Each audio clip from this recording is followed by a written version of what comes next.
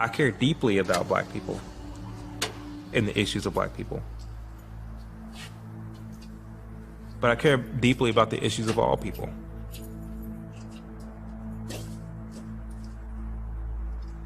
I want to look at things objectively. When I look at what policies I believe will help not only black people, but what would help all people, I voice that. And because I stand in opposition, that makes me an Uncle Tom. I used to get very offended and upset whenever people would call me an Uncle Tom. I think I'm in a place now when someone calls me that, like, I kind of pity them because of their ignorance. It just shows that they haven't actually read the book.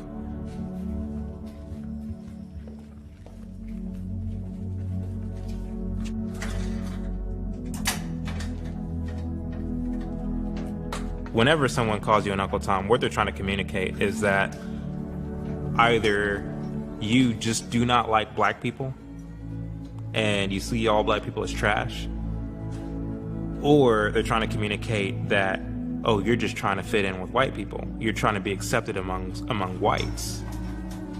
And so I'm going to call you this derogatory word to put you in your place and to remind you, you'll never be accepted by whites. You'll always be just a black nigger. There's people who find my Instagram and comment on it just to call me Uncle Tom, House Negro. I never thought that I would be called, such racist and derogatory terms. Uncle Tom. Uncle Tom. Uncle Tom, coon, bedwench. Bootlicker, chucking and jiving. House Negro, coon. Uncle Tom and coon. Matter of fact, I have a coon award over there. Coon of the Year award. They call us the coons. Coon. For Indians like me, you're an Uncle Patel. Uncle Ruckus. Praise be the white God and his son, White G. The guy from Get Out, they put his face on my post. I find that the African-American experience for me has been, for the most part, very good. I think the funniest thing I've ever been called, the most absurd thing, is a black white supremacist. It's like the old Chappelle's get Clayton Bing. We go, oh, White power! It must be real. People say crazy things. Leftists say the craziest shit to you. Don't try to twist what I say. But that's what you're saying. Your narrative. That is not what I'm saying. That is what you're saying. You can't tell me what I'm saying. I know you, Lenore. That's what you're saying. You don't know me. You sound like all of them. Oh, yeah. Okay, and guess what? You sound like all of them Uncle Toms. Now, See there? How about that? I knew it. Lenore, now, it's good to hear from that? you. It's good to hear from you. Go drop dead. All right. Thank you, Lenore. What a sweet lady. And Uncle Tom is somebody who has sold out by embracing the white man, by becoming a Republican, by rejecting the idea that you're a victim, by supporting things like hard work, accountability, and low taxes, by refusing to think of yourself as a black person first as opposed to as an American who is black. Your skin color should dictate how you think and what you say. The only way I can operate as a human being is via my skin color. I can't operate via my intelligence or the things I have accomplished. My resume should be I'm black. And Uncle Tom has traditionally been a black person that tried to serve and scurry favor with white people. So they believe that I want to be accepted in the white community. Kind of like the house Negro back in slavery. That I'm in the house. Master, what can I do for you? And I'm going to suck up to them and leave my people behind. Most black people don't believe that other blacks can be independent, free thinkers, or stand up. You definitely don't. Or stand up for what is right. They believe that if a black person stand up for what is right, they'll sell out their Uncle Tom. The white people have to be brainwashed. As my late grandfathers used to say, who lived to be 94, I does not care. Because he didn't have a lot of education. He said, I does not care. So I don't care if they call me names. Just meet me at the bank. And we'll compare bank accounts. I am very optimistic about the future. Frankly, I have seen certain changes in the United States over the last 2 years that surprised me I've seen levels of compliance with the Civil Rights Bill and changes that have been most surprising. So on the basis of this, I think we may be able to get a Negro president in less than 40 years.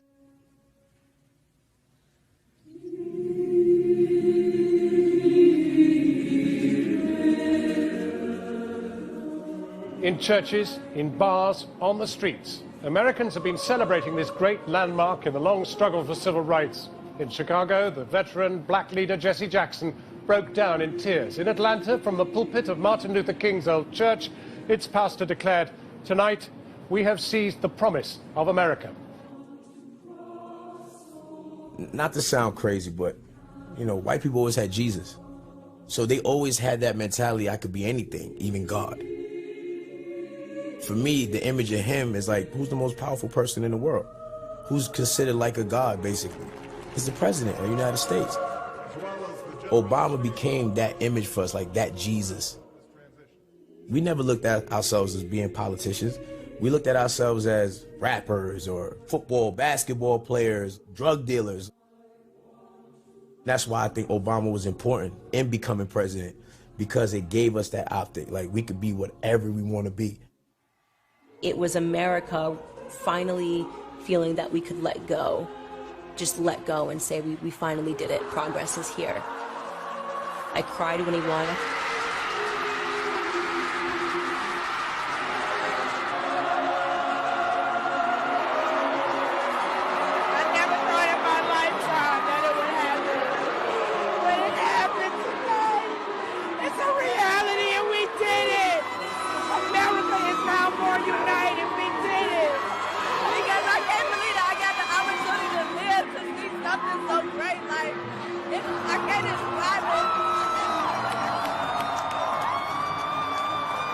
Look around. It's epic. It's all young people, all colors.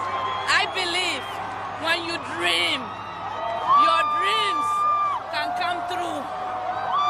Who would have thought that this year, a man like this will be elected as the President of the United States? This is the beauty of America. God bless America. God bless America.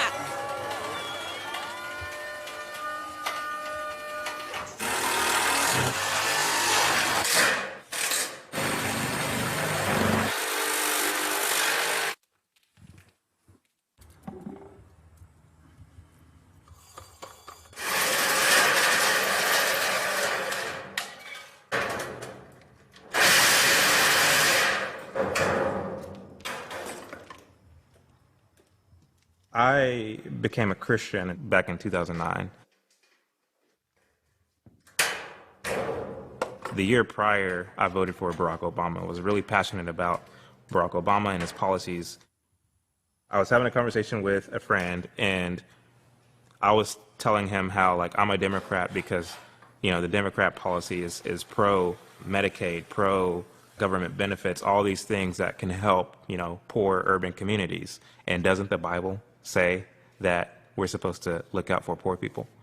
And this friend of mine, who's also a Christian, said, well, was it talking about the government or was it talking about you? And I thought, you know, that's very interesting.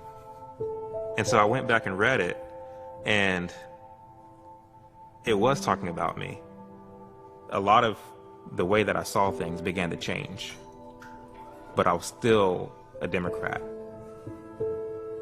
This friend of mine challenged me to go and read the Republican platform and read the Democrat platform and see where my values and my views line up. My whole mindset was changing, you know, around this time. And so I took him up on that offer. I went and I read the entire Democrat platform and I read the entire Republican platform. And I was like, man, I'm a Republican. I have learned to go beyond just listening to what CNN says, or even Fox News. I go on Fox News all the time, but I decide to go beyond what they are saying and what they're selling, and I'm able to listen and do the research on my own so I know who I believe in, who am I voting for, and why. I used to be a Democrat. I used to be hardcore, Barack Obama, the Democrats are only here to help the people. They are the party of the people. And then I found out that the Democratic Party was the party of slavery, Ku Klux Klan, the Jim Crow laws. They were opposed to the civil rights movement. The 13th, 14th, and 15th Amendment, which freed the slaves, gave black people citizenship and the right to vote. The Democrats unanimously voted against all of those rights.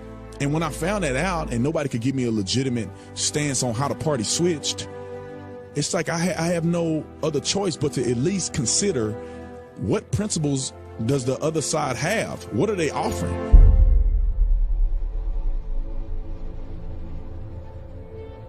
When I began to educate myself on the history of the Democratic Party, I learned a lot about Margaret Sanger. The greatest sin in the world is bringing children into the world that have disease. And I learned about the birth of the Ku Klux Klan. And I learned about the Jim Crow South. And I learned about Black Wall Street.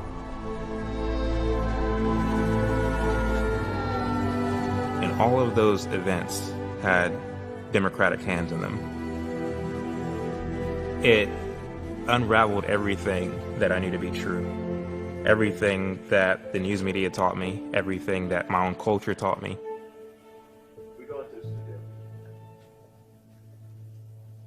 News nugget. George Washington mural should be covered but preserved according to a San Francisco school board decision. Don't they have better things to do? Do you know what that problem is with that mural? It has a slave in it. That was back then. But they want to cover up history. It had a Native American Indian in it. They don't like that. It's part of history. I focus on three things: performance, performance, performance. The three things that are my guiding lights: belief in God, belief in myself, and my belief in the United States of America. I learned it from that man right there.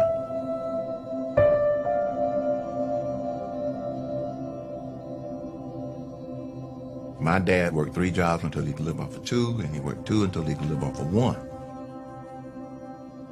He used to be a chauffeur for the Coca-Cola Company. And then one day he was asked to drive for the chairman and CEO, Robert W. Woodruff. It was like a 24/7, 7-day-a-week job. I never heard him complain about having to work so hard. I never heard him complain about what the government didn't do to help us. We were poor, but we didn't know it. We didn't have people screaming at us all the time telling us we were poor. My dad encouraged my brother and I to get as much education as you can, because he worked in an environment where the more successful people were the ones that had the greatest amount of education. Success does not come in a straight line. It's a zigzag. I'm sick of people talking about, oh, when I go to a job, they're going to discriminate against me. Man, what about white privilege? I don't want to hear a lick of that crap anymore. You're stronger than that. You're more powerful than that.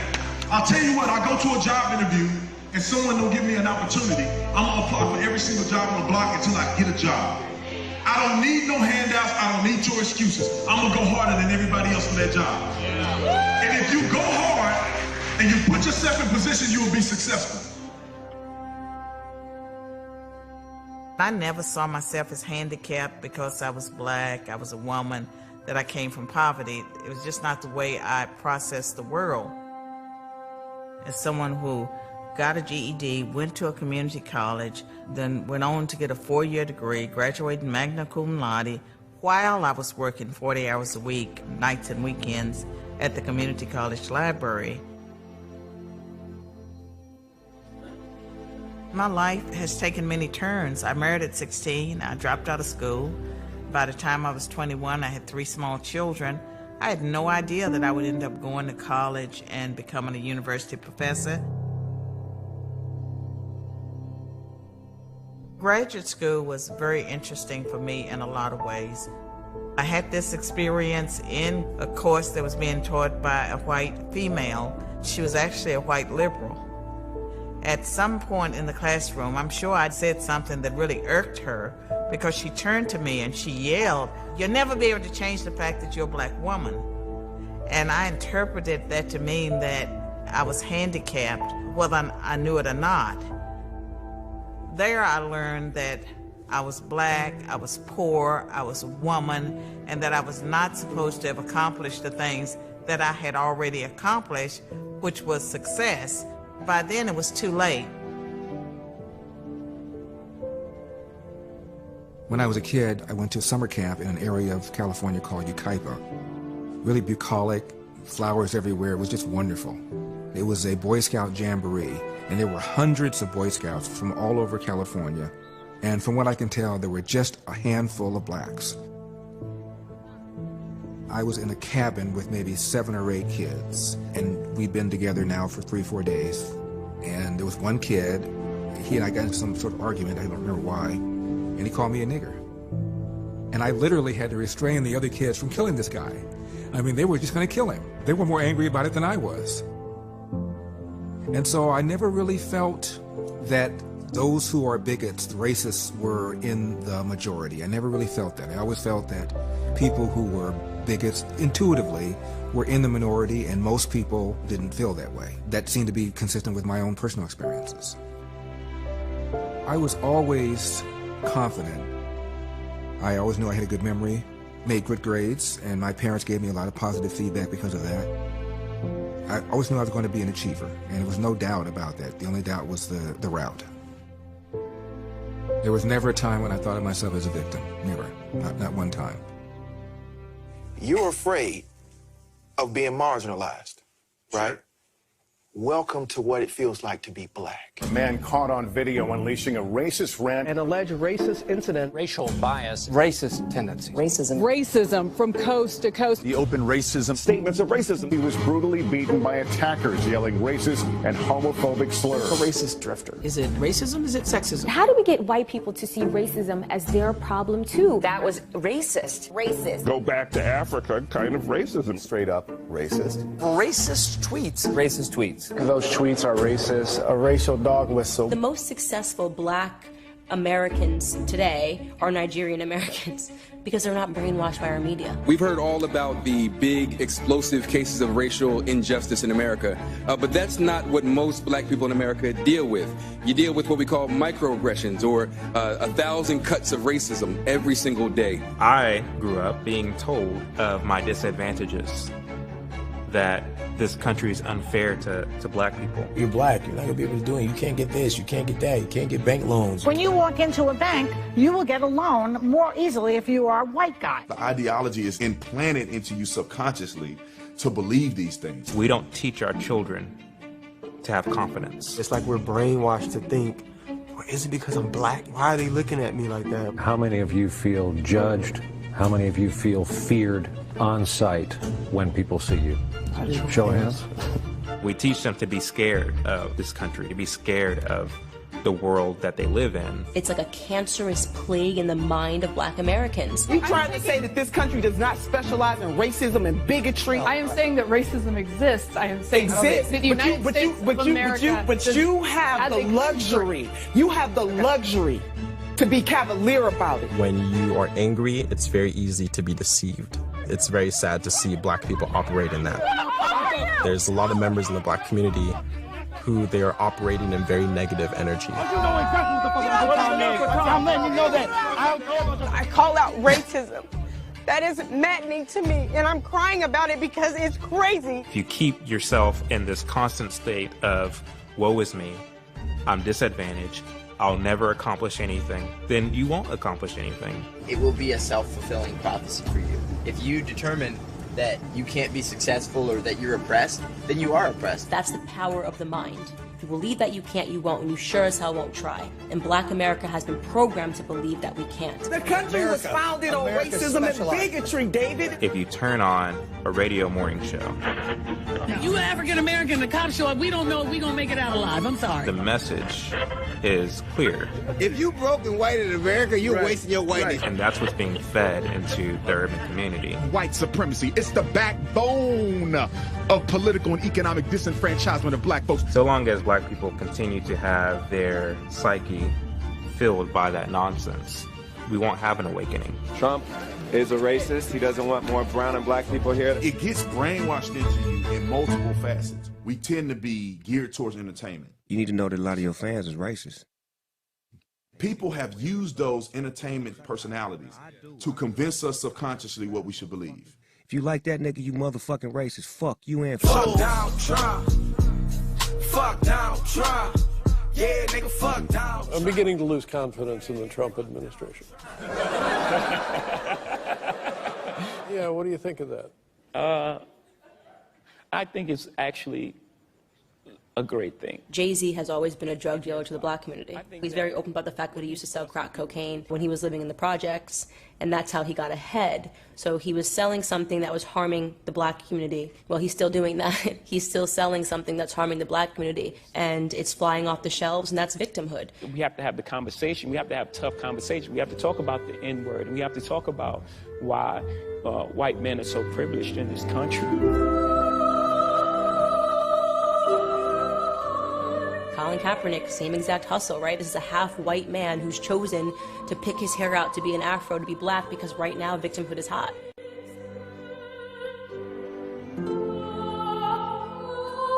Colin Kaepernick is making a ton of money. Jay-Z is making a ton of money. Is Black America any better? The communities are still hurting, but they get to line their pockets.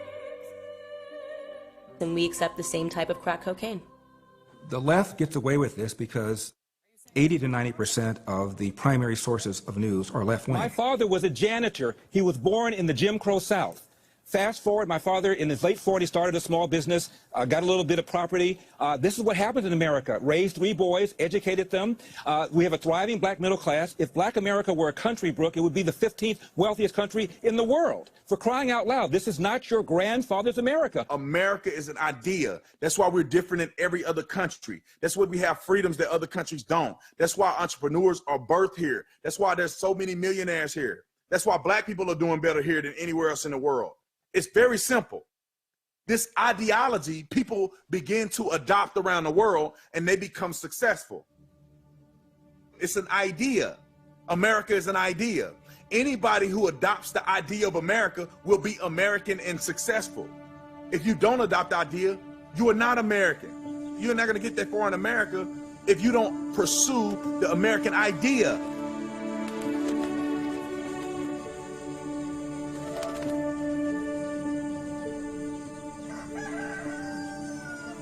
I love that this country values individuals.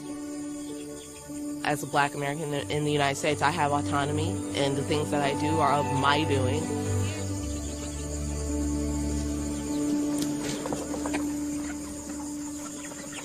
A lot of people expect, when you say farmer, they're expecting white tracts of land and tractors and stuff, but we don't have any of that. And I realize when I look back here every day, I'm proud of what we've gotten done so far. Started with chickens, which is the gateway farming to goats, rabbits, horses. These are my goats, Posey and Zelda. One's a Nubian, one's a Kiko. Really badly bred Kiko. This year was the first year that I ever had goats. Individualism, independence, and taking responsibility for your actions and for your food. I think that's for promoting small government values. When you do things yourself, you don't need the government to do it for you. I think black Americans should believe and uphold the ideas of constitutional inherent rights. Without those beliefs, we wouldn't be where we are today.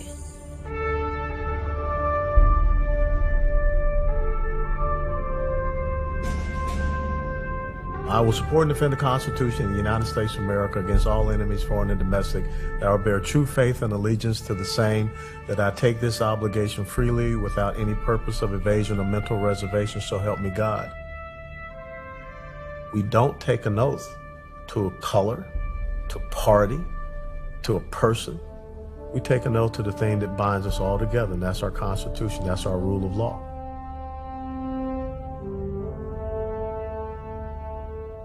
Those of us that understand that oath will always be guardians of the American Republic.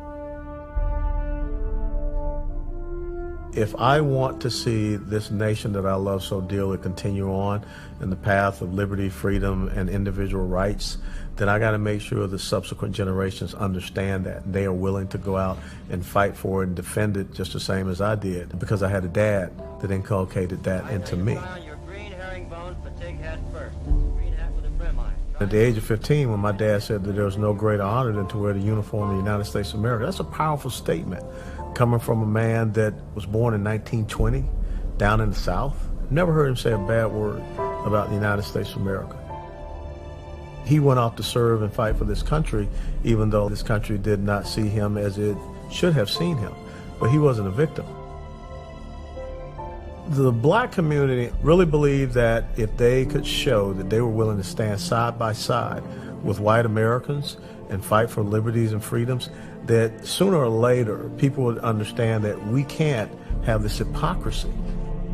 Executive Order 9981 that President Harry Truman signed that desegregated our military, he finally realized that if we are true to ourselves about the liberation of other people from the tyranny of Nazism, fascism, and Japanese imperialism, well, we got to be true to that here in our own country, in the United States of America. And that's why Harry Truman's picture hangs in my house. That's why the principles of the founders speak loudly to me. Even though we face the difficulties of today and tomorrow, I still have a dream. It is a dream deeply rooted in the American dream. I think it is an immoral posture to hold the position that individuals, whether they be Negroes or members of other minority groups, should have their basic constitutional and God-given rights held up. Self-governance is what all of those grassroots people were seeking. They understood that the victimizer, i.e. racism and discrimination, may have knocked you down, but it's the victim that has to get up.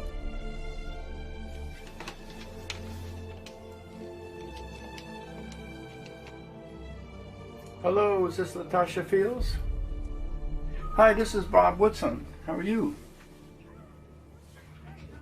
Good. Listen, I want to invite you and your husband to join this consortium of ours. We're calling it the 1776 Consortium, to respond to the 1619 piece that was done in the New York Times.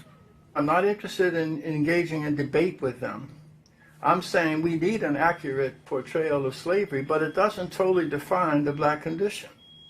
We wanted people to understand that the future of black America is not defined by slavery, but by the kind of things we did in response to these conditions, similar to what you and your husband has overcome.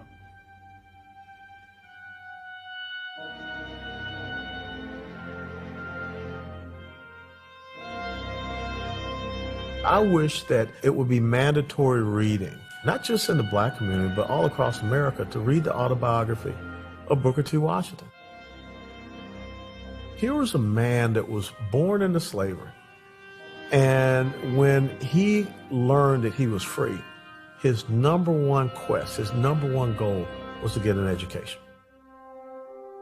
He walks from present-day West Virginia to Hampton, Virginia, to Hampton Institute, so that he could show himself qualified to enter that institution and get an education. When he established Tuskegee Normal and Industrial Institute, it wasn't just about the book learning, it was about industrial learning. It was about people being able to take an education and develop themselves into entrepreneurs so that they could have self-reliance. There was a schism between Booker T. Washington and W.B. Du Bois. Booker T. Washington believed in the ability of someone to get out there and work within the system, show their value by the talents that they were able to develop, by the businesses they were able to create and open. The W.E.B. Du Bois faction more so believed in that protest-oriented demanding of rights and things of this nature. This is where you get the sellout Uncle Tom and all of these things that they use to demonize Booker T. Washington. But when you think about it, in the long run, who was right?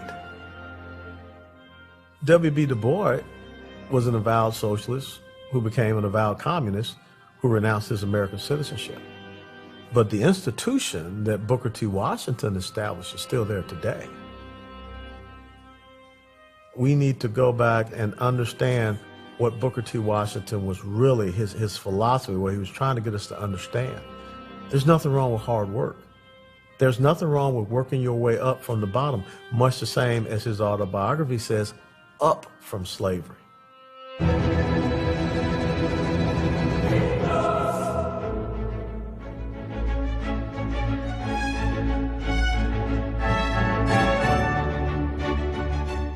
I had a college student ask me one time, how did you deal with color and race when you were climbing the corporate ladder?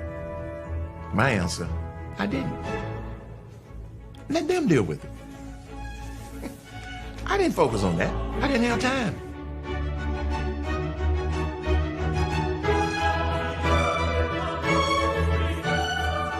I went to the president of the Pillsbury Company and said, I need to get involved in some other aspects of the corporation because I want to run one of the business units one day.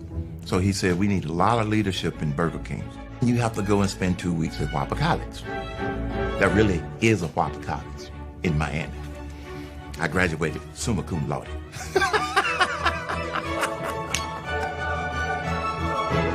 I was working for the Department of the Navy. The same day that I started, another white gentleman named Robert started working there also. We had very similar jobs. So the first 12 months, I got outstanding performance 4 quarters in a row. Second year, outstanding performance 4 quarters in a row. And Robert got outstanding performance. But Robert was getting his GS salary increase at least 2 months sooner than me. So I went to Wayne, my supervisor, and said, Robert and I are both doing a great job. He said, yeah. So why is he getting little increases quicker than me? He said, he has a master's degree. I said, oh, it's not because he's white? Nope. He has a master's degree. So you know what I did? I didn't get mad. I went and got me a master's degree. There are only 4 rungs to this ladder. Went back, sat down with Wayne. I said, well, I got a master's degree. I said, the next time you have opening for a promotion, I said, keep me in mind. See you around. And not long after that, they had a special project called a Rocket Assisted Projector. They had to have someone who was going to be the GS-13 supervisory mathematician to do the special ballistics on this rocket assisted projector. I got the promotion. And I had 8 white people working for me. It was all about performance, not the color of your skin. So since I now had that master's degree and I had proved myself, I got the job. When I decided to leave Dahlgren, never forget the department head, and he called me in for an exit interview. And I never forget Russ, I think he's deceased now. He said, you know, you have taught me something. I said, what? He said, I had never worked with a black person before. You taught me don't judge somebody by the color of their skin.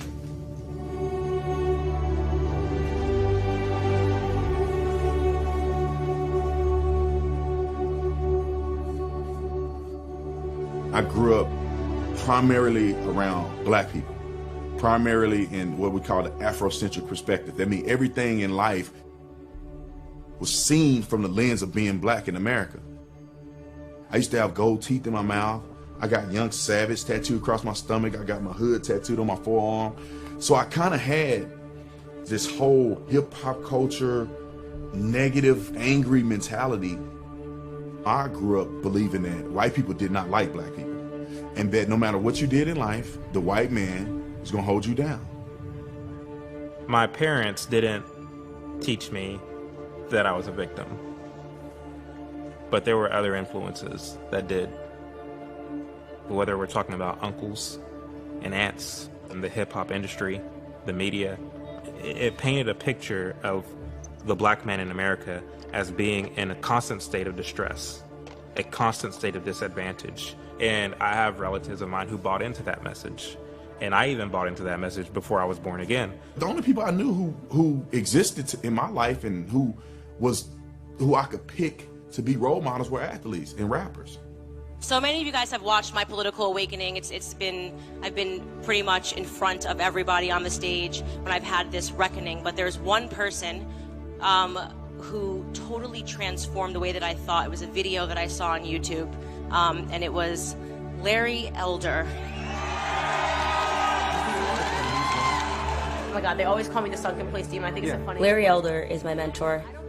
I can call him anytime about any topic because there are still spots of ignorance that I have.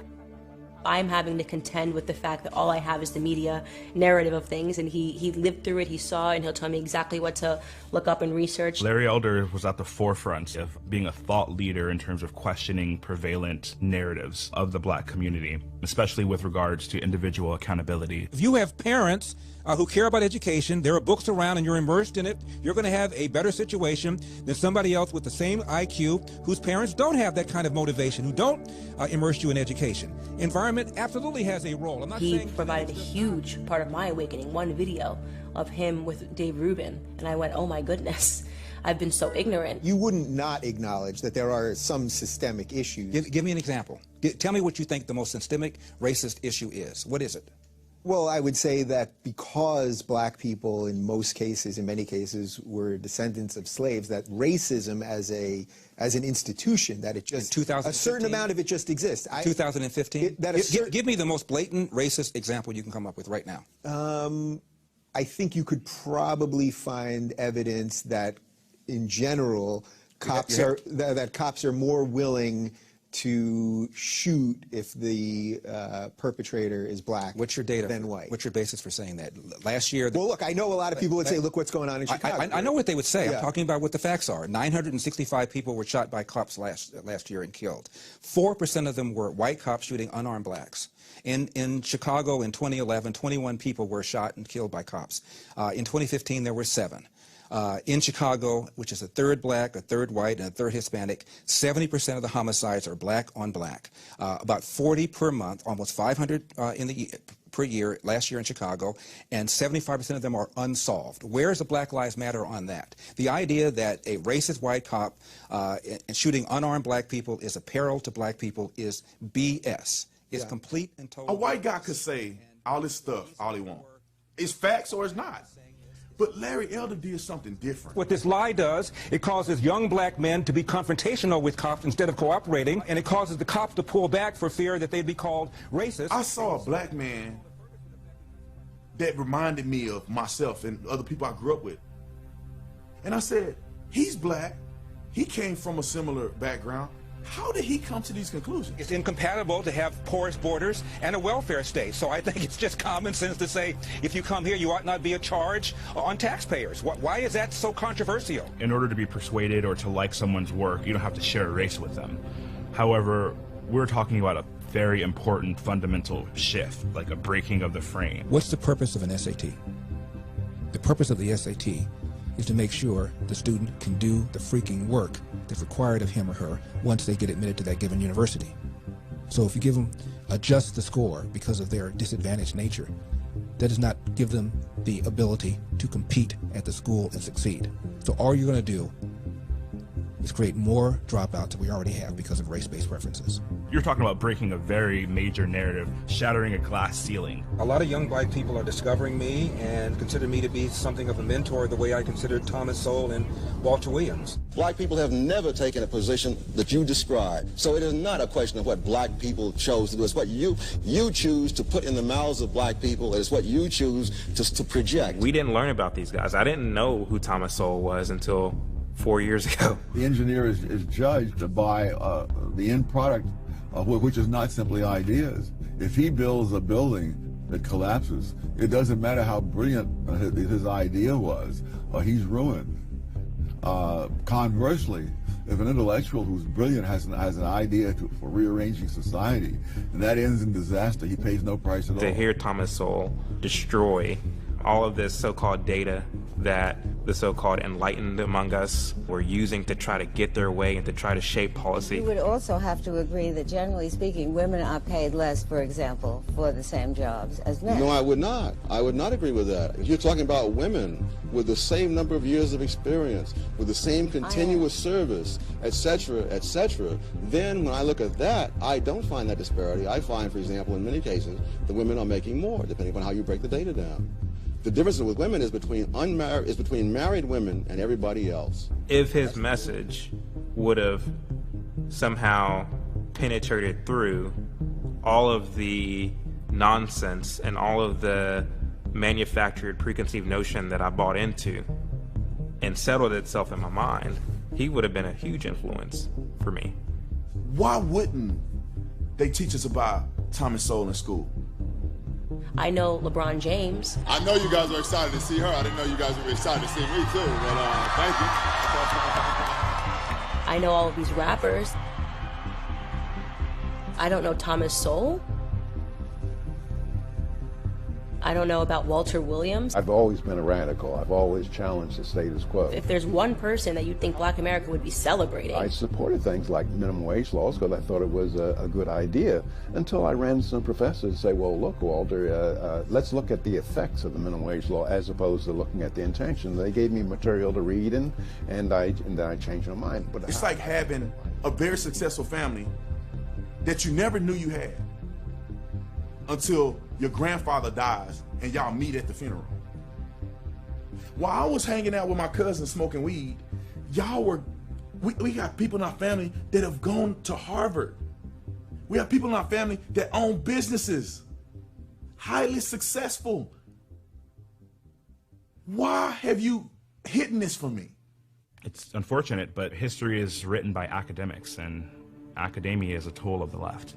If you find a very educated Black American, somebody who got a 4.0 at a public high school, they are actively learning their history wrong. That's a part of the uphill battle that we have, is that if you are educated, you're actually miseducated.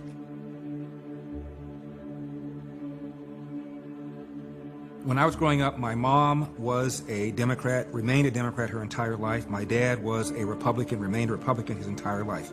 By the way, most blacks were Republican until the New Deal. My dad was born in 1915, and my dad, like most people his age, was a Republican. He never changed. My mom became a Democrat in large part because of Franklin Roosevelt. To 30 millions of our citizens who will reap direct benefits through unemployment compensation. Most blacks were Republican to the extent that they could vote before the New Deal, and then when the New Deal came, a number of blacks switched over to the New Deal. That switch has continued. Only a few months before his tragic death, President Kennedy called upon the American Congress to pass the most far-reaching civil rights bill in the nation's history. Protect the constitutional rights of all citizens. The shift came with the presidential election between Richard Nixon and John F. Kennedy. Martin Luther King Jr. had been in prison, and both sides asked their respective presidential candidate to give a courtesy call to Coretta Scott King and offer their condolences and their support, what have you. The rumor got out that John F. Kennedy did. So the next thing you know, in every house down south, and I can say this from my own eyeballs, there were 3 pictures that hung in the living room of any black home down south. It was Jesus Christ, Martin Luther King Jr., and John F. Kennedy. John Kennedy promoted a dramatic tax cut. He was a cold warrior. He was a hunter. He believed in the Second Amendment. John Kennedy's collection of views right now would make him a Republican. He would not be welcome within the Democratic Party. No memorial oration or eulogy could more eloquently honor President Kennedy's memory than the earliest possible passage of the Civil Rights Bill for which he fought so long. It goes back to the mid-1960s as to why blacks believe they should be Democrats. In 1964, the Civil Rights Act passed. Lyndon Johnson signed it. 1965, the Voting Rights Act passed. Lyndon Johnson signed it. So he got credit for those two major pieces of legislation. But here's what they don't tell you. There was a larger percentage of Republicans in Congress in both instances that voted for it than the percentage of Democrats that voted for it. Who enabled the civil rights legislation of '64 to pass were Senate Republicans, led by Everett Dirksen. Everett Dirksen got an award from the NAACP for helping to shepherd the act into fruition. Most blacks are unaware of that. I didn't study that kind of stuff when I was in history. President Johnson was able to get the Civil Rights Bill passed, and it was perceived that it was an effort on the part of the Democrats. And so that's a perception and a narrative that has been created that caused the community to connect that event, momentous event, to the Democratic Party.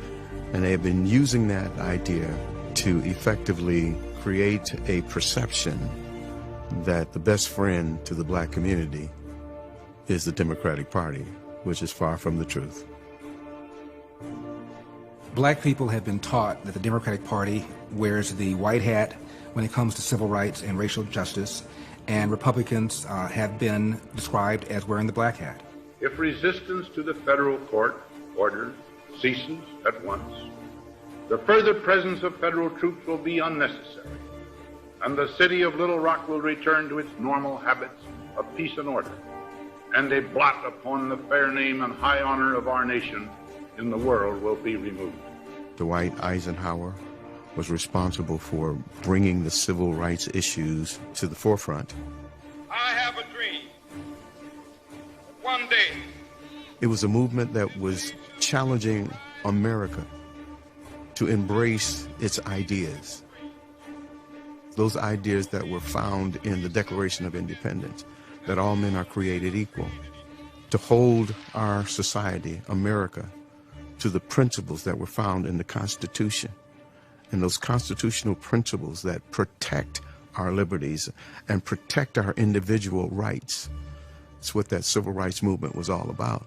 There must be a revolution of values in our country, because some of the values that presently exist are certainly out of line with the values and the idealistic structure that brought our nation into being. Unfortunately, we haven't been true to these ideals. It was signed under the hope that that piece of legislation would open up opportunities for the blacks to have equal access, to have first-class citizenship, have better economic opportunities. That was the dream that Dr. Martin Luther King talked about. Al Gore's father, Al Gore Sr., worked with other Democrats to mount what was at the time the longest filibuster in the history of the Senate to prevent the bill from ever getting onto the floor for a vote. Al Gore's dad, by the way, died a Democrat. He didn't make a big switch to join the racist Republicans. Whenever I began to read the Republican Party platform, I didn't find one thing in there that I felt as a black man targeted me. I began to wonder, well, if I can't find anything in their platform, maybe I can find something in the Republican Party's past that gives me an example of how they targeted me as a black man. And I started with Abraham Lincoln, who was a Republican. You know, you can argue, well, he signed the Emancipation Proclamation as a war strategy. And you can argue that. But at the end of the day, the fact of the matter is that it was a Republican who signed the Emancipation Proclamation. And then if you fast forward to women's suffrage, it was a Republican Chief Justice in William Taft that struck down laws that made it illegal for women to vote. If you look at Jim Crow, it was Republican votes in the Senate and in the House that was able to rid this country of Jim Crow.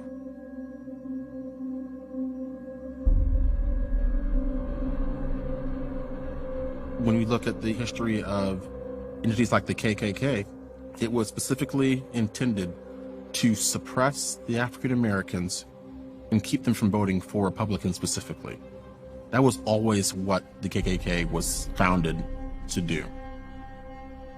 A lot of black people were voting for Democrats because they were being forced to. If you don't vote for Democrats, the Ku Klux Klan are going to come and lynch your eldest son. And so you fast forward to today, the message is still the same. If you don't vote for Democrats, the Republicans are going to come. They can turn back voting rights. They can turn back many of the things that people suffered and died for. Didn't nobody donate to us the right to vote? It's the same Democratic Party. It's just they learned to play the game better. We in the same ship. It's the same suit, just warmed over. It ain't nothing changed. The same party is doing the same thing they always been doing. Party of division, the party of power. If you're a minority, you're smart, you can believe what you want to believe, support what you want to support, you are free to do these things. You don't have to support one person. You don't have to drink at this one water fountain. You're free to make choices. It's like, okay, that's great. I choose to be a Republican, and then, whoa, everybody stop. He is encouraging a generation of foolish young people. These are lost, disturbed, self-loathing people. Notice that all of those youngsters had caps on. It was almost like we're going to dress you for the photo. It's gone from like physical restrictions, but now, you know, in the 21st century, as we're reaching the information age, it's become a sort of metaphysical restriction as to what a minority can and can't do. Minorities shouldn't think this way. Minorities shouldn't support these people. Minorities shouldn't believe these things. Black conservatives today, or anybody that has a black conservative message, we are the people that are escaping the plantation. The liberal will try to control a black person through the concept of racism because they know that we are very proud, emotional people. What was the reaction when black slaves escaped the plantation? It was swift. What I saw was a minstrel show today. Him in front of all of these white people embarrassing himself. When minorities don't support the agenda of the Democrats or the left, all of a sudden the restrictions they put on years ago in a physical realm, or they're now doing in a metaphysical realm. But are we 100% convinced, like, are we back on the Kanye is not sick and off his meds? He really has a problem pumping the brake here mentally and emotionally. Maybe he was missing his medication. It all makes clear that he has struggled and admitted diagnoses for personal mental health issues. Anybody who threatens the 95% monolithic black vote is an enemy. They've got to be dealt with. They've got to be put down. Another stunning act of terror. The mass shooting at 2 mosques in New Zealand. He claims to have been radicalized by Candace Owens. Saying that she was an inspiration to him. She has responded sarcastically. Few events I've not been blamed for. Brazilian mining dam collapse, Chinese air smog, Tenerife air crash 1973. She's not taking this at all seriously. What do you think the press is doing when you try to smear someone as having a mental disorder and when you say that someone is inspiring a mosque shooting? But you're trying to make it so that my career is effectively cut off. You're trying to make it so that nobody talks to me, so that I'm considered sort of this reject. I just have to say that I object strenuously to your use of the word hilarious. To me, this feels a lot like your reaction to being named in one of these manifestos. Now, you're of course not responsible for the words of somebody writing that document, but I do think that laughing at it is a real problem because these are real families that are impacted by this violence. I'm a black female who came from poverty. I should be at the top of the progressive stack. I should be receiving awards. They should be calling me, inviting me on the red carpet to share my story, but they're not. Why?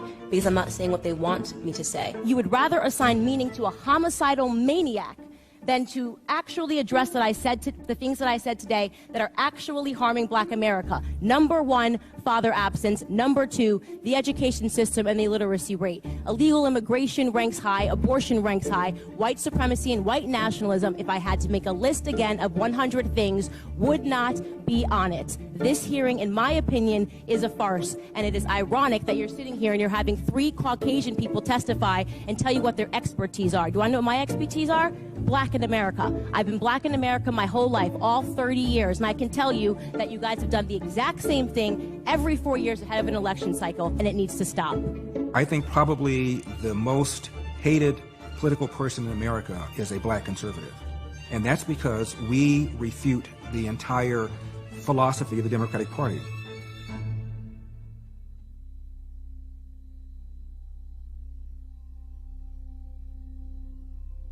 I think the fact that a black person can start in government housing and go on to be one of the most successful brain surgeons ever to exist, that's somebody you should emulate. That's someone you should idolize. That's someone you should put on a pedestal. Came from nothing, became a neurosurgeon, one of the greatest men in the world. Some of the things he's done, nobody's ever done in the world. He was the first person to perform surgery on conjoined twins at the brain. No one wanted to do that, and he did that as a black man. I don't think of myself as a surgeon, just a guy people pay to stab their brain until they're healthy. Quick backstory on Dr. Ben for those who don't know. He's a former brain surgeon and Republican presidential candidate who our celebrity-in-chief, Donald J. Trump, nominated as his HUD secretary in 2017, despite him having zero relevant experience. Now, Ben Carson is a very intelligent person. To ignore that and say, like, oh, well, he's a doctor. He has no business in government. Really? So we can't even have people who are smart enough to be doctors in the government now? Like, who do you want to be in the government then? Just because Dr. Ben Carson is a well-educated neurosurgeon who doesn't speak fluent nigga doesn't mean he's acting white. Okay, so I don't agree with calling people Oreos, but I can see why you would call Dr. Ben Carson one. Ben Carson, do you pass the black test? You know, I grew up in Detroit and I grew up in Boston. In Boston, you know, we lived in the ghetto. Excuse me, you grew up in a what? A ghetto? A ghetto? That sounds like a French person saying cat in Spanish. What is that? What kind of black person says ghetto? Mother, I'm straight out of Compton. This kind of crap goes on all the time. They're trying to say he is not black enough. I was at a Popeyes organization and then I deposited basketballs at the Urban Athletic Complex. Thereafter, I rounded out the night by making it precipitate at a ladies' clothing removal facility. We want to shun him. He's a sellout. He's a coon. We want to remove his name off of schools. The Detroit School Board now considering stripping the name of HUD Secretary Dr. Ben Carson off of a local school over his ties, yes, to the president. I've cringed when I've seen the way people like Ben Carson get treated by the media. For example, when Carson first became HUD secretary, he gave a speech where he likened slaves to immigrants. A land of dreams and opportunity. There were other immigrants who came here in the bottom of slave ships, worked even longer, even harder for less. But they too had a dream. And he got fried, especially in the black media. Like, we actually came here on our own accord. I bought a trip shackled, I bought a trip. beat, shot, killed, on our way here to find a better life. How does he miss that no slave came to this country willingly? This is one of the most atrocious acts of historical revisionism that one might imagine. It wasn't always easy for new immigrants. Certainly it wasn't easy for those of African heritage who had not come here voluntarily, and yet in their own way were immigrants themselves. Obama said the very same thing at least 11 times. Nobody said anything. The left claims it advocates for black people, but they really advocate for left-wing black people. Reagan won Pennsylvania by the margin of despair. By the margin, the fracture of our coalition. Your time has come. Pick up your slingshot. Pick up your rock.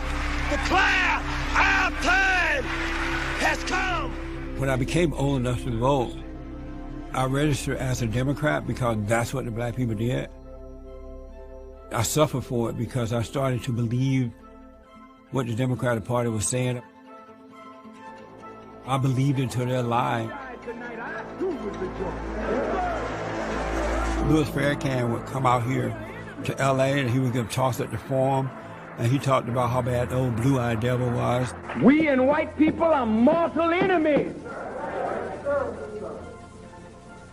They were not made to be our friends. They were made to be our enemies, and they are that, and they can't be nothing but that. They are locked into that. There ain't no redemption for them. That is why I challenge you now to stand together. I would listen to Jesse Jackson raise your fists together and engage in our national black litany. I would listen to them and they were saying it's all white people's fault. And so I started to believe because no one else was opposing what they were saying. And for the first time in my life, I started to resent white people. I suffered for it. I finally got over it, but I suffered for it. When I turned 30-something, I started asking questions like, if the white man is holding me back because I'm black, why is it that they're not holding Jesse Jackson, his family back, the so-called NAACP and all of them? Their kids went to the best schools, they have fathers and mothers in their homes, and they were doing very well. And so I wonder, why is it that they're not holding those people back if they're holding me back because I'm black, right? And that's when I realized I've been lied to. And everything started to change. Jesse Jackson is a racist demagogue, and he's built a career on keeping black people down, keeping them angry, brainwashing them to control them for his own personal gain. And they have lost that power now. Speak your mind, Reverend. I grew up in Alabama on a plantation, and I grew up under the Jim Crow laws. They deliberately kept us down by causing us to become angry, destroying the family, and demoralizing black people. And so what we're trying to do is to wake them up to that reality. When I was growing up, I was just taught good and evil, right versus wrong. I had never even heard the word racism. We knew that it was a spiritual battle between right and wrong, good and evil. There was no such thing as racism, sexism, homophobism, Islamophobism, or deadbeat dadism, or white supremacism. It didn't exist. That only came about when we allowed the Democrats to take over. They started making up words to deceive us. We've got to deal with homophobia in all communities, including the black community. A lot of the black civil rights leaders have abandoned the moral high ground and have perverted the civil rights movement to the point where it's become a part of a race grievance industry. We're on the brink of undoing what Dr. King and others went to jail for. Blacks have been convinced that they're supposed to respect you if you have the title Reverend or Pastor, even if you're no good. You probably can't even remember a sermon from Al Sharpton. Reverend Al Sharpton. He's a reverend of what? In politics, the road to the White House took a detour through Harlem today. It is like a rite of passage for Democratic candidates as an outreach to the African-American community. Well, today, South Bend, Indiana Mayor Pete Buttigieg had lunch at Sylvia's with Reverend Al Sharpton. Barack Obama dined here in 2008. So did Bernie Sanders in 2016. I could tell the Negroes to go left and they'll go left. How much are you willing to pay me to get the Negroes to do what I want them to do? They're the ones that receive the contributions to say, hey, let's keep these people subjugated. Let's keep them voting for us. And you do what is necessary. And help us to squelch these voices that are rising up in opposition to what we believe. They're leading the narratives that others want them to lead.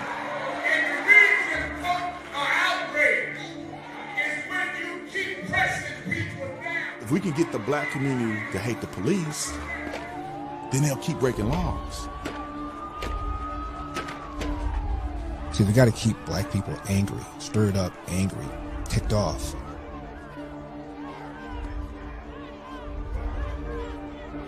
How else do you get 95% of people to pull the lever for a party whose views are absolutely inconsistent with the best interests of the country in general and the best interests of black people in particular? We still advocate nonviolence with passive resistance and still determined to use the weapon of love. We are still insisting emphatically that violence is self-defeating, that he who lives by the sword will perish by the sword. Martin Luther King was a pastor. He was a genuine pastor. That's why Martin Luther King can't be around. He can't live. He's too powerful. That anger building up in a community which causes people to riot and to tear things down and to burn things up. It goes to show that black people don't feel these days like we're building anything, that we're contributing to anything. When it comes to America, black people help build this country. When you look back at the history of black people here in America, once we were free from slavery, we were successful in ways we overcame things, and we did things far beyond our predecessors could have imagined, simply because we had that almost instinctively in us. As blacks emerged from slavery, a minute percentage could read or write, and yet in half a century, over half the black population was literate. An economic historian has called that one of the most remarkable things in history. So in the late 1800s, we had actually a not very well documented boon of African American proliferation into the political space, into the entrepreneurial space. And we had real movers and shakers in our communities who were doing real things. Because at one time, blacks were Republicans, and you dominated those 7 years after the Civil War. You were Republicans. You had more blacks in the House and Senate than you do now, and you dominated your own economic and communities. You did that as Republicans. But then what happened was that Democrats realized they could still control us by enacting new laws to suppress our civil liberties. That brings us to the rise of Jim Crow. The Jim Crow era and Ruby Bridges going to school, that happened in the 1950s and 1960s, that general era. But we had Hiram Rhodes rebels and many other African Americans rise to positions of power in the political space in the late 1800s. So there's this gap of missing achievement that we have, and that is what the KKK, that is what the Jim Crow laws did to our community. You can't depend on a government school to teach you raw history. You're going to see people like even Frederick Douglass become less and less and less celebrated and less and less and less popular because he doesn't really fit the narrative. He was a Republican, very American. When they want to teach you somebody that was great in Black American history and they happen to be Republican, they don't tell you that element. And they also, and this is sort of one of the biggest myths that they tell you, that the party's completely switched. They have to say the party switched. They have to. Because they can't acknowledge that they are part of all of the worst things that have ever happened to black people in history. And if you know better and you know the parties didn't switch and you just look at today, they're still a part of every negative thing that have happened to black people in America. Let's just take one issue. And that's the issue we've talked about for a long time, and that's vouchers. They have to pass through metal detectors. They're faced by security guards looking for hidden weapons. They're watched over by armed police. You're required to send your kid to a school where only 3% of kids can do math at grade level because you have no option. Republicans want you to have an option. The Republicans, of course, are racist, so you can't vote for them, right? What a dilemma. Slave codes in the early 19th century made it illegal for Black Americans to learn to read. Why? Because if slaves could read, they could access information. I don't believe that much has changed. If the parties did switch and Democrats really are the party of, for, and by minorities, then why do they react so viciously when you introduce legislation that would help the minorities by giving them school choice? There's answers to all these questions, but you have to be the one to find them because no one else is going to tell you the inconvenient truth. The welfare state is slavery 2.0. The biggest falsehood, the biggest lie that gets repeated is that the kind of disorganization and chaos and violence and self-destruction that we're witnessing in the black community is somehow a legacy of slavery and Jim Crow. That is just a lie. Because if that were so, between 1930 and 1940, during the years of the Depression, when segregation and racism was enshrined in laws, when there was no black representation in government, even in the face of these horrible conditions, the black community had the highest marriage rate of any group in society. Our institutions served as an anchor for us. And so therefore, elderly people could walk in their neighborhood without fear of being assaulted by their grandchildren. Our business formation rate was high then. If we were able to accomplish the building of hospitals, dental schools, hotels, movie theaters, vaudeville theaters, if we were able to accomplish this and not engage in the kind of self-destruction. What's the proper way to murder nigga? You go walk down on him, grab him by his hood, and one to the head. I'm gonna hit you one time in the head, 2 times in the chest. How can you explain that? How is that possible in a society that has experienced so much social progress that we are seeing a decline in the black community? The statistics of illegitimacy, crime rates, and illiteracy have worsened since the time of segregation and Jim Crow.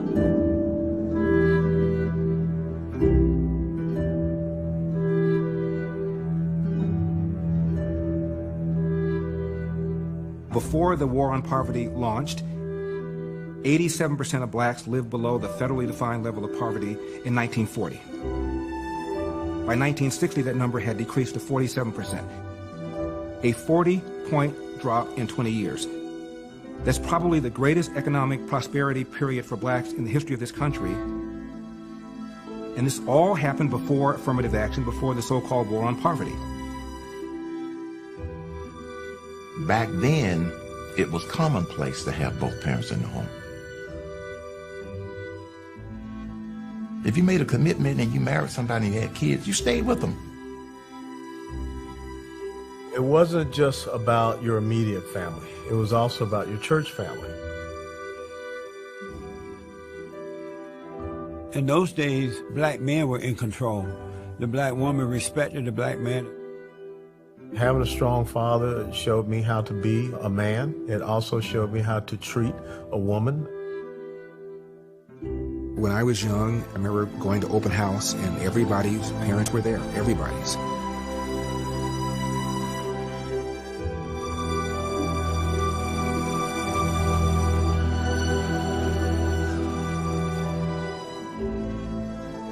Up until 1962-63, 85% of all black families had a man and a woman raising children.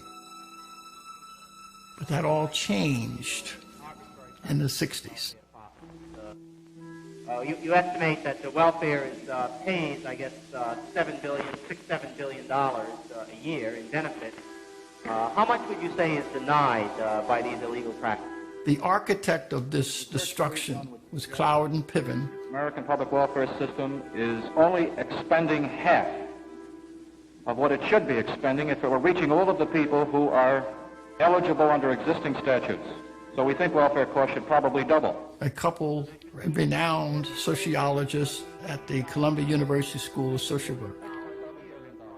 And their theory was, if we could separate work from income, it would make men redundant, and if we can just remove the stigma from welfare and entice more people to flood the welfare system, it will bankrupt cities and the country. The welfare rights movement and the lawyers are challenging man-in-the-house rules and other kinds of requirements which are restricting. This, I presume, would be additional people who could become eligible for additional money if these were challenged. Yes, that would raise the cost even more. To recruit people into the welfare system, we relaxed the rules. If a woman had to declare paternity in order to qualify for welfare, the ACLU sued and said this is a violation of our privacy rights. They also said that the nuclear family, Ozzie and Harriet, was Eurocentric and therefore racist. The women's movement concurred with that. The Black Power movement also agreed. Millions of blacks in a period of less than 4 years flooded into the welfare system in major cities. At a time when the unemployment rate for blacks in New York for males was less than 4%. If I could get me a job where I could be my own man, they make me think that they're feeling sorry for me. Give me this, give me what I need. This is like a pet, like a dog, you know, like give him, you have to be fed now.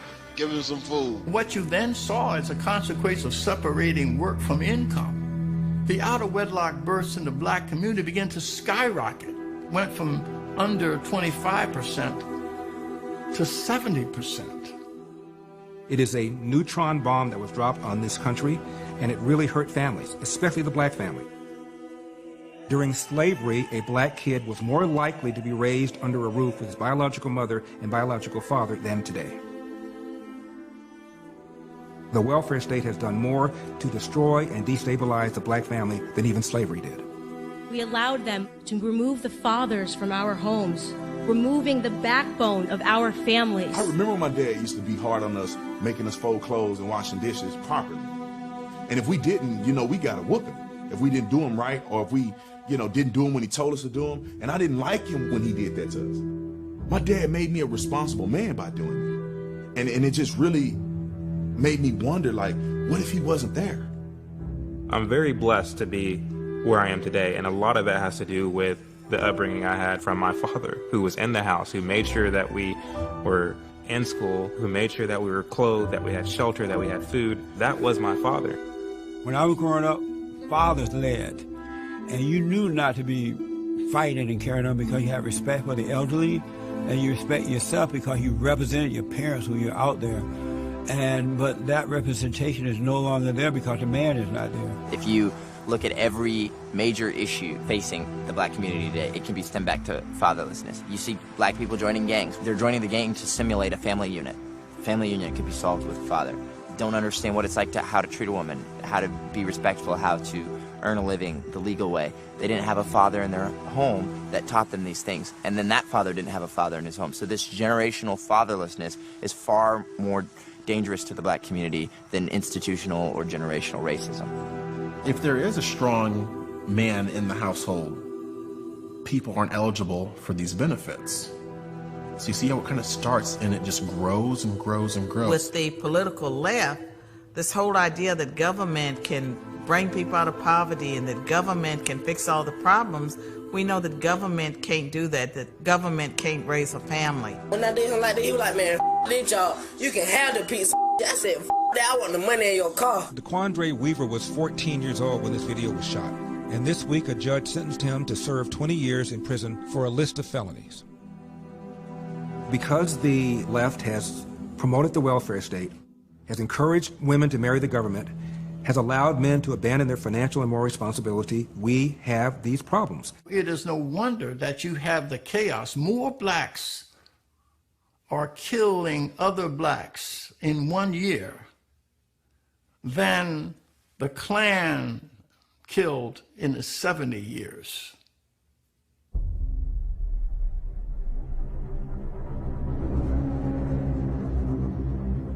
We are on autopilot in the destruction of our own communities. Black on black crime is something that our media tells us that we're not allowed to talk about. Over 93% of black homicide victims are killed by other black people. We are not supposed to be outraged, and we're not told to remember the names of those victims. Because if we begin to focus on that area, something that is causing real harm and devastation to our communities, we might uncover the truth. Our inner cities are all by Democrat design. Like Chicago, like Baltimore, and like Detroit, they have been run by Democrats for decades. We have been made to believe that the conditions in our cities are normal. We're supposed to turn a blind eye to the corruption, to the crime, to the gangs, and instead focus on what our media deems of more importance. We are instead told that we should be focusing on white people. We're supposed to be reactive and angry and fearful about white supremacy, when in fact, it is liberal supremacy that is harming our communities. In the inner cities, who's killing who? Back in slavery, they used to rip the families apart, take the father out of the home. Now we removing ourselves from the home. These are things that I believe have gotten us to the point where we are on autopilot for the liberal movement. You begin to ask yourself, why is it that more black women are getting abortions than any other ethnic group? And you begin to look at maps of where these Planned Parenthood clinics are situated. 77% of Planned Parenthood abortion mills are located in the inner cities. Somehow the script was flipped, and so it became a civil right to abort a child. It is her body, it is her right, it is her decision. It became a woman's reproductive right, but nobody really examined the motives behind it. 52% of all African American pregnancies end in abortion, 1,786 a day, and since 1973, over 20 million African Americans have been killed by abortion alone. For more federal funding for Planned Parenthood. The Democratic Party has always been focused on pushing eugenics and abortion on the black community. Margaret Sanger, the woman that ultimately founded what became Planned Parenthood, believed that certain people were degenerate, were unworthy of living. And if you're one of those persons, perfectly okay for you to be eliminated. Whether you're talking about Margaret Sanger's strategies back then, or you're talking about Planned Parenthood's tactics of today, they're still able to Trojan horse the black community. That is, to deliver this message of we're for women's health, we're for the black community. More than half of Planned Parenthood centers are located in areas without ready access to health care. Here you have the left wing embracing Planned Parenthood, embracing the pro-choice movement, completely oblivious to the fact that Margaret Sanger was not particularly fond of poor black people who, in her view, could not make it on their own. I think the greatest sin in the world is bringing children into the world that have disease from their parents, that have no chance in the world to be a human being, practically. Delinquents, prisoners, all sorts of things just marked when they're born. That, to me, is the greatest sin. I see black people argue that if a woman is poor, she shouldn't have a child. If that were the case, a lot of black people that I know who have done great things in life would never have been born, and I would have been one of them. The billboard's idea that abortion is genocide has made a comeback in some parts of the black community. Our population growth has stagnated. Fueling this is the growing number of Latinos who have fewer abortions. 60% of all new births in this country are Latino, and you have Democrats that are advocating for open borders. Minority than black Americans. Right now, the Democrat Party relies upon our vote, but they don't have to forever. Buenas noches, gracias de invitarnos. Gusto en verlo, caballero. Me llamo Julián Castro y estoy postulando por presidente. La representación aceptable.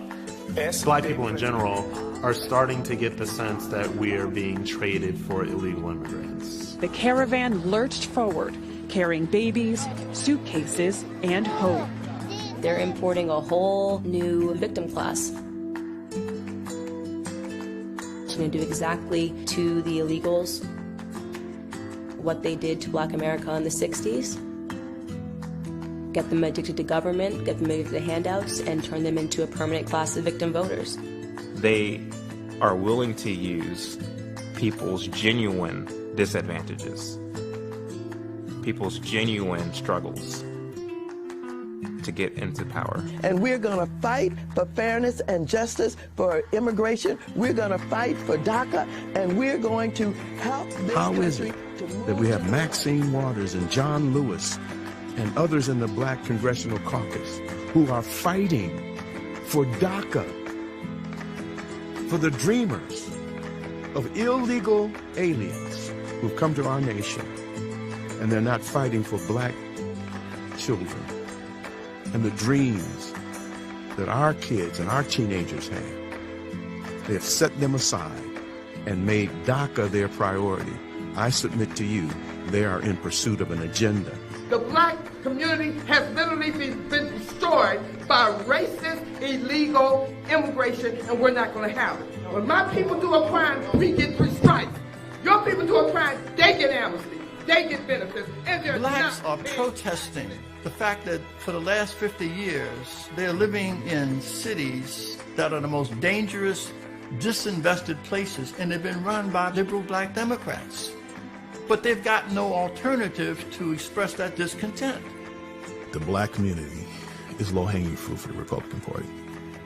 And the fact that they're not making a more concerted effort to message to our community aggressively is a huge mistake.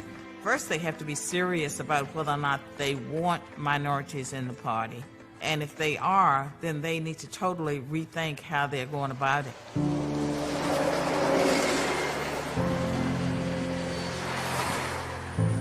My experiences running as a mayoral candidate in a city that's predominantly Democrat, I've been criticized by Republican strategists for spending my time in minority communities. I placed my campaign office in a historically black community. I did that by choice. I have not found the kind of support that I expected from Republicans. I think that if you look at the Republican Party, I believe that if I were white, that I would notice that there were so few people of color, racial and ethnic minorities in my party, and I would support the ones that were sincere. I love America. I've lived the American dream, and I want to give hope to people who are disadvantaged, not just black people, but also white people who come from unfortunate circumstances. When I've gone to campaign and elections meetings, I hear the strategists say, don't waste your time in minority communities. You need to hunt where the ducks are. For years, the Democratic Party has assumed they were going to get 90-95% of the black vote, as did the Republican Party. So they didn't even try. Republicans have convinced themselves that blacks are unalterably Democrats. There's nothing we can do about it. Let's husband our money and our energy and just spend it where we think we can get votes. The Republican Party ignores us because they believe a narrative that has been pushed out into the public square that the black community is a monolith. And so we're being ignored on both sides. The major conservative in the race, Carol Swain, was the last to concede tonight. We're not making the kind of investments in our minority allies. That's the fault of the Republican Party, is that they have just completely said, we can't connect with them, and they gave up. We have more in common with the Republican Party by far than anything Democrat, regardless of where your position is socioeconomically. Because the Democrats, they're not giving jobs. They don't care about jobs. So they don't want you to succeed. They don't want you to own anything. That's why they keep spoon-feeding you, putting you in projects, and then keep giving you living, so now you're dependent. Being unapologetically capitalist is sort of the way to move forward. I want to be rich. I don't want to be poor. You want to be wealthy and successful. Well, we're the party that promotes values and policies that will make you wealthy and successful. Conservatives are really bad at marketing good ideas. They're horrible. The Republicans have been their own worst messengers. The problem with conservatives and what we don't do good enough is that we don't infiltrate ourselves into the culture. For too long, we've let the left run culture. Saturday Night Live, right? We're going to make fun and people can understand humor. You're not going to be able to sell your ideas and your theories and your thoughts to the people if you're doing things in the same way that you have done them for the last 20, 30 years. Ladies and gentlemen, I am officially running for President of the United States, and we are going to make our country great again. Donald Trump is the first Republican that is unafraid. He's unafraid of the media. You know it if you were honest reporters, which in many cases you're not. The progressive socialist left and all their tactics, all their antics. It's the next step in our investigation. They don't know what to do with him. If you look at his policies and how they benefited and continue to benefit this country, there's no denying the objective facts. But if you look at the man Donald Trump, the version of him as it is painted by the media, then it's easy to hate the man, to hate his guts. Painting a picture of him that he is incompetent, not capable, out of control, impetuous, all those things is what we get out of the media. But somehow, through the charisma of his personality and a force of his personality, has gotten through to some in our community. I see Trump as this window of opportunity for Black America to wake up, is because I think he's the most cultural president we've ever had. He was taking photos with rappers. He was always part of the culture. You got this guy that talks shit, WrestleMania, he was doing this, he was doing that, and he's president? He made politics cool again. Donald Trump is not in charge of the law in our country. Because you'd be in jail. You can see the realness. He's a New Yorker, man. And he talks like one. He has that the bravado like one. Jeb wants to be, he wants to be a tough guy. He wants to be a tough guy tonight. I didn't take the property. A lot of young black people, that's why they're drawn to him. If people spoke to black people the way Donald Trump does, bluntly, without condescension. Look how much African American communities have suffered under Democratic control. To those I say the following.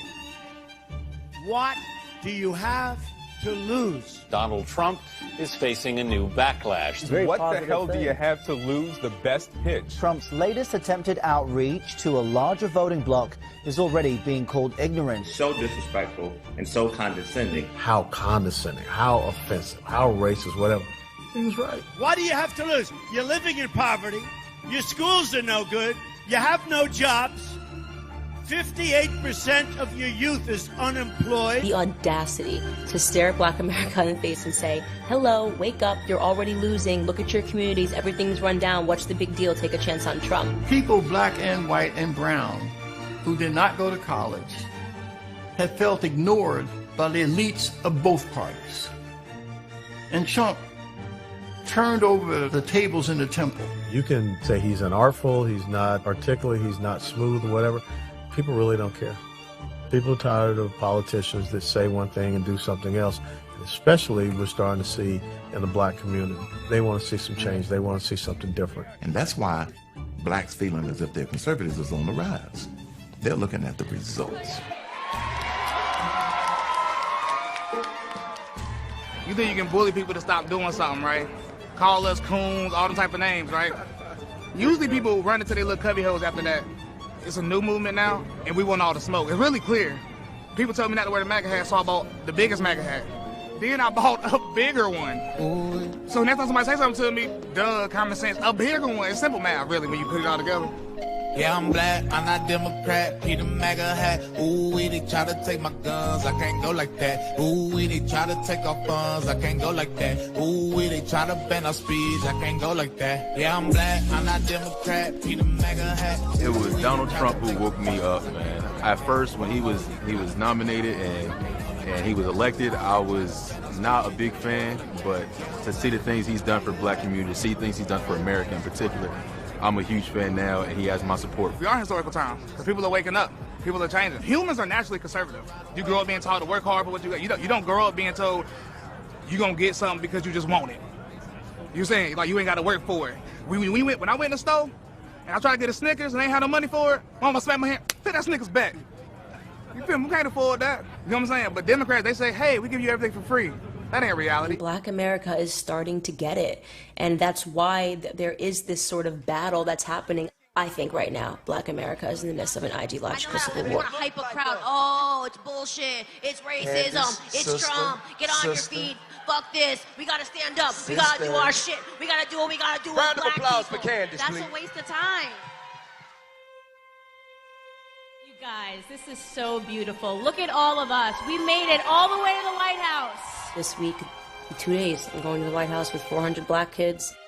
And it's basically saying, you don't get to take away my blackness because I don't agree with you, because I'm educated.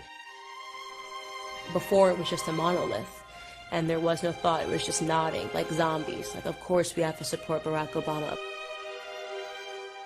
The one reason that I thought that his candidacy would be positive, the one reason was because when Senator Obama was interviewed by Steve Kroft, I believe that was his first 60 Minutes interview, and Steve Kroft said to Obama, "You think the country's ready for a black president?" Yes. You don't think it's going to hold you back? No. I think if I don't win this race, it will be because of other factors. It's going to be because I have not shown to the American people a vision for where the country needs to go that they can embrace. I said to myself, hallelujah, at least this is not your basic black victocrat. Well, he got elected. I cried. Tears came to my eyes during his inauguration.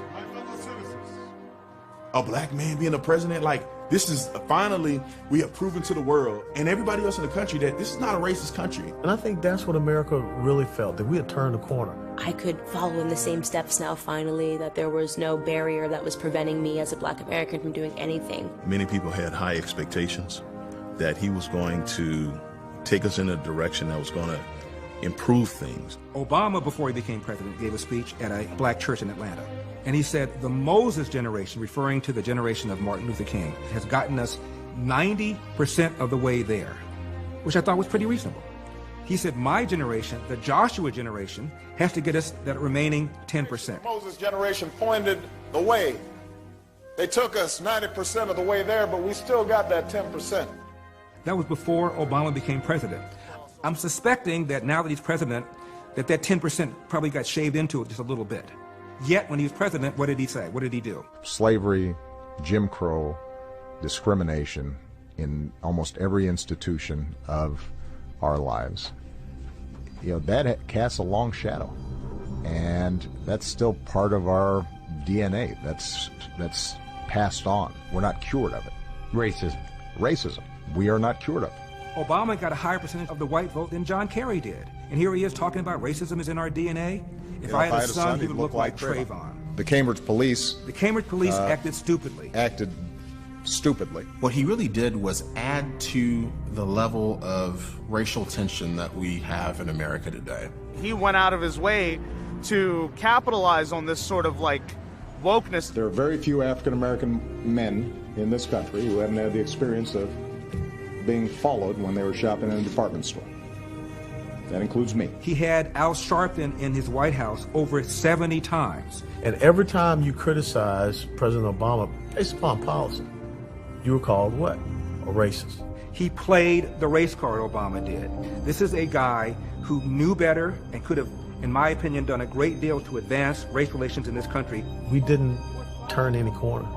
And so now we are just at a point where we're at each other's throats. You called me a nigger. You called me. Yes, you did. He made things worse for America in terms of race, and there's not a single person that can say they remember America feeling like this. Constitution house nigga. I didn't call you a nigger. Oh, okay. That's a big difference. Your Uncle Tom. Oh, is that my Uncle Tom? Yeah. Before Obama, wasn't all this racist talk at all. I don't remember it. I don't remember at any point before Barack Obama ever feeling this much racial strife in this country. Obama was the most divisive president of our time. In the African American community, I will consider it a personal insult, an insult to my legacy, if this community lets down its guard and fails to activate itself. I believe Obama is one of the most articulate presidents that we've had, charismatic presidents we've had. When you look at his educational background, he's probably one of the most intelligent. He knows better. I harbor a lot of resentment towards Barack Obama because now I see what he was. But I wouldn't take that moment back for a lot of reasons. And one of those reasons is that it did mean a lot. Now it's something that I point to show people. If America is a racist country, how did Barack Obama get into office for 2 terms? In barely half a century, you can go from a young African-American girl being escorted into the school by the National Guard to having the first person of color occupy the Oval Office. That's why all those people were in tears when Obama was elected president. Look at what we are. Look at how this is America. If there is anyone out there who still doubts that America is a place where all things are possible, who still wonders if the dream of our founders is alive in our time, who still questions the power of our democracy, tonight is your answer.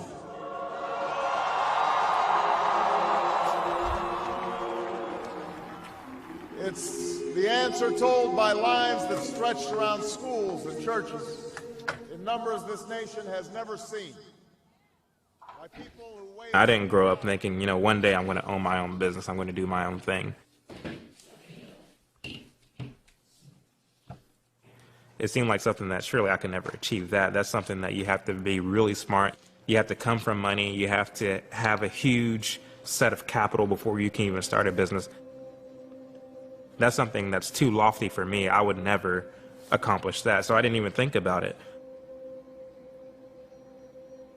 If you have some material and stuff that you're needing, I would like to get it to a place where you can call him, and if we have it in the shop, he can run it to you. Early in my 20s, when I began to go into a transition, if you will, of learning more about policy, of learning more about the platforms and how they're so different from one another, I realized, well, no, this is something that is well within my grasp. This is something that is attainable. Being a business owner in America is one of the greatest privileges of being an American. I love being in this country where you can start anything, you can be anything, you can do anything. And it's not possible everywhere to do it that way. You know, oftentimes I get crazy messages from people who they can't believe I do this or whatever. But you don't know until you do it yourself. You don't really get it and understand it until you start doing it yourself.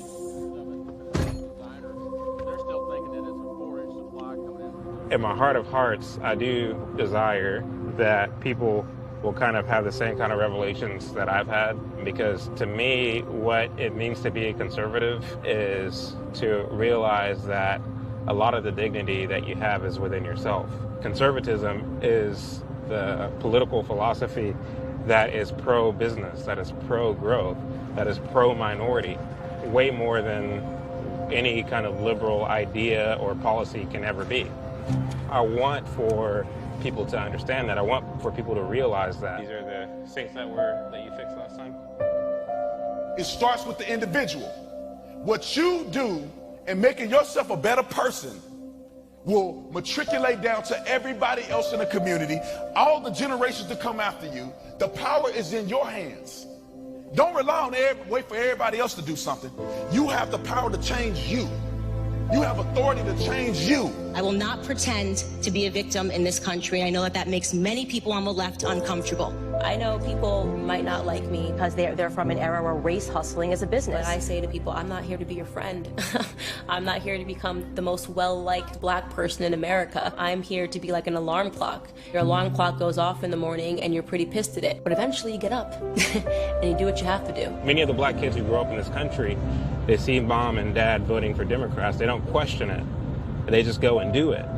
But many of them have so much potential and so much worth that they can really do anything they wanted with their lives. So much creativity, and so much vision.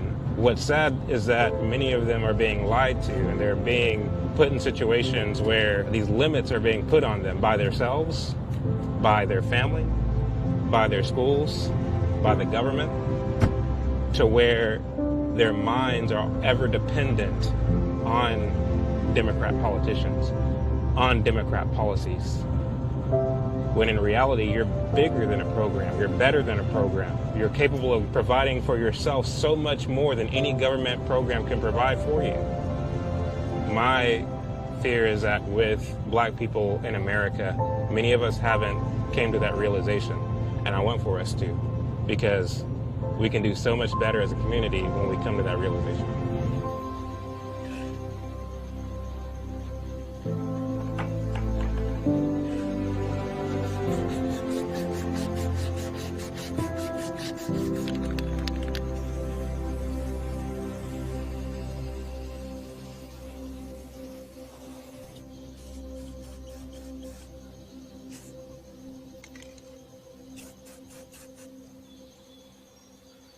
Alrighty, that'll do it.